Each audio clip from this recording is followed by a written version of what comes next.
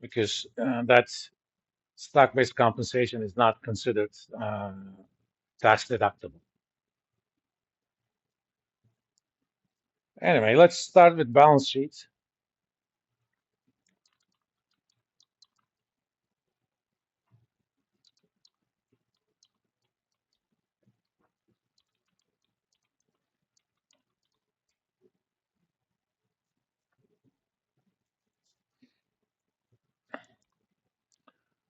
In the old days, before computers, books were kept on books, and they were huge books. They were called ledgers, sometimes grand ledger.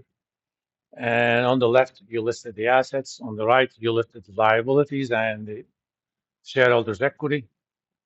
And the two sides have to equal each other. That's why it's called a balance sheet. There is no other reason. But when we list the assets, which are things we own, we do not list them in an arbitrary order. Of course, they're not alphabetical either. Uh, there is a structure to it. Assets are listed by decreasing order of liquidity.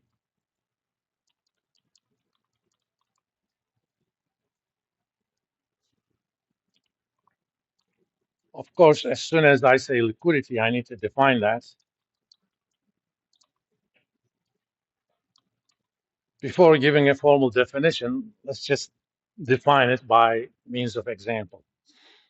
Uh, if I have a can of beans on Walmart, uh, can I sell that thing pretty much very quickly without reducing the price too much?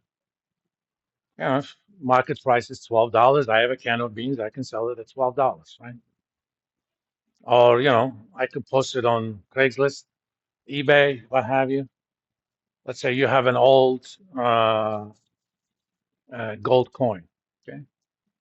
All I have to do is put it on eBay. There's a market for it. Somebody's going to grab it very quickly.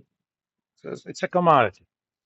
So anything you can sell very quickly without uh, having a price effect is considered liquid. On the other hand, suppose you own a Boeing 787. Can I sell that very quickly? In 1950, maybe not. But now, that's not a problem. All I have to do is put it up on eBay, say, I'm selling this 787 for $20 million. Trust me, it's going to be gone within 3 seconds. That's it, done. Just put a buy now option, people. They will buy it now at $20 million. But the damn thing probably costs over $100 million to produce. The only way you could sell that quickly is by taking what we call in finance, uh, ta- by taking a haircut. In fact, that's probably a Marie Antoinette kind of haircut. You know, chop off here. Uh, so that those kinds of assets are not liquid. Given that liquidity is basically uh, speed with which an asset can be converted to cash, which is the mother of all liquid assets,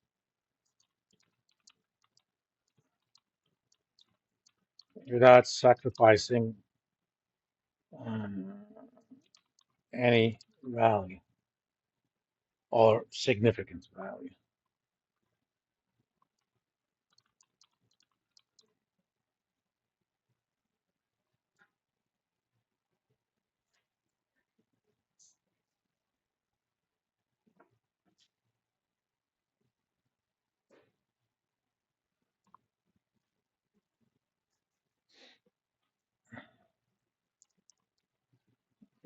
That's why you kind of start with cash and so-called cash equivalents.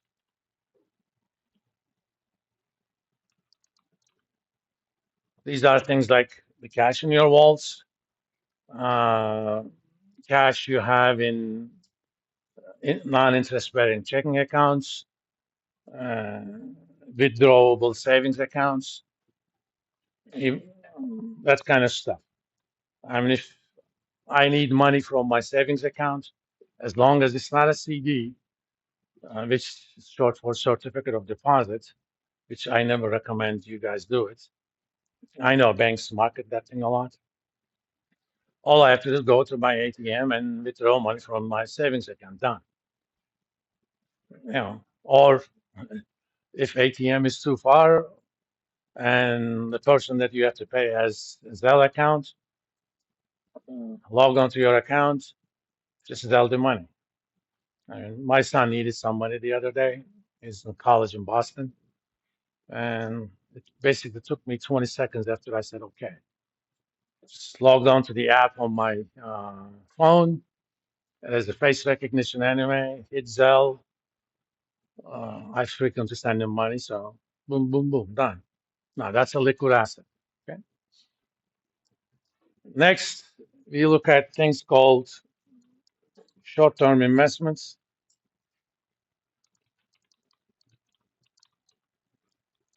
These are investments into short-term T-bills, commercial papers. Commercial paper basically is a short-term bond issued by a company, by a corporation, and things like stocks and other tradable securities.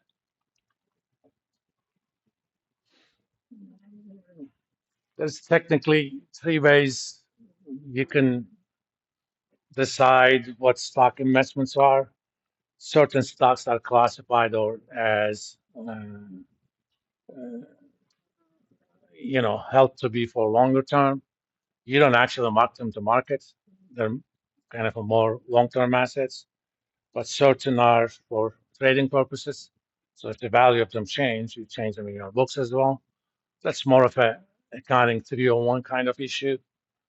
But what we kind of want to know about short-term investments, these are things that are not going to take us very long to convert into cash. If the company has 1,000 shares of NVIDIA, that's not much of a problem. I mean, let's look at NVIDIA, for example. The summary page. Let me see, where is the bid on offer? If you wanted to sell 1,000 shares, it'll probably take you about 15 seconds without sacrificing much value. At this point, there's somebody who's willing to buy 100 shares at 108.19. Okay. If you own T-bills, they're even quicker because they're not stocks, they're prices, especially the short-term ones, do not fluctuate much. And same thing with commercial paper, except when that commercial paper is from a firm that's relatively small and there's not much trading. I mean, if we kind of had to go into more disaggregated things, we would have probably listed short-term T-bills, stocks, commercial paper, and other stuff. But we look at these things every 3 months, so we just look at short-term investments. In a sense, in this day and age, short-term investments should not be considered that much different from cash. Companies keep cash or liquid assets for a lot of different purposes. Some of them keep it so that if there is an opportunity arises to acquire another company, they want to pay in cash. Typically, paying in cash also is a signal to the market, say, I'm not buying it with stock because I think my stock is not, it's cheap in the market. I value it more than it is now. Or for precautionary purposes, sometimes there are issues. You may not be able to get cash from the banks, for working capital management. But for a lot of different reasons, they keep them. Or they're going to have, for example, NVIDIA announced an additional $50 billion stock buyback. They're not going to necessarily do it in one day, but they're going to need that $50 billion. So they're going to keep that money around. Of course, you don't keep $50 billion in a non-interest bearing checking account. You invest it into things. Even a company like NVIDIA could not possibly get more than 4.5% from a bank account. But if you invest into 1 month T-bills, you can get something around these days 5.2. Okay, so they invest into relatively low return assets. So let's see what NVIDIA has as of their last balance sheet, which was, by the way, balance sheets are snapshots in time. The last balance sheet NVIDIA announced was as of 31st of July, because their fiscal year ends in January. Don't ask me why. It probably has to do with their product cycle. I don't know. So,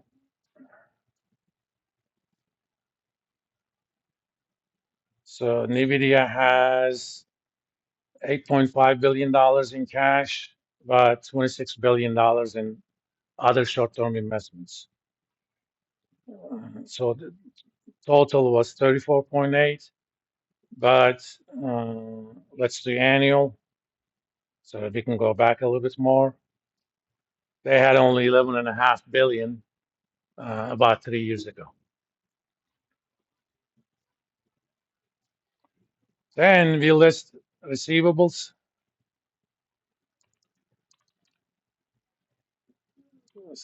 Or let me write the longer expression for that. Sometimes we're gonna shorten that to A/R.